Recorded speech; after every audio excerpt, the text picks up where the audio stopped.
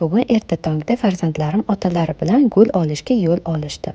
Ular o'zlarining yig'ib yurgan pullarini olib, shu pullarga onasi, buvisi, singlisi uchun gul sotib olishni xohlashdi.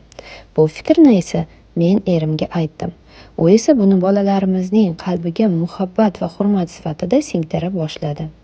Ayollarni qadrlash, ularga mehr va hurmatni ko'rsatishni bolalikdan o'rgatish kerak. Buni erkakdan faqat katta bo'lgach kutish noto'g'ri. Bu tarbiya bolalikdan shakllanadi. Bugun ular o'z mehnatlari bilan topgan pullariga onasini, buvisini, singlisini xursand qilishdi. Biz hammamiz bu holatdan shunchalik xursand bo'ldikki, ko'zlarimizda quvonch yoshlari paydo bo'ldi.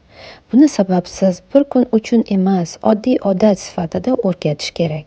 Ayolni qadrlash, hurmat qilish bu erkakning kuchligidan dalolat. Hayotimizda shunday kunlar ko'p bo'lsin. O'g'il bolalarga, ayollarga muhabbatni bildirishni bolalikdan o'rgataylik. Siz ushbu fikrga qo'shilasizmi? O'z fikringizni izohlarda qoldiring.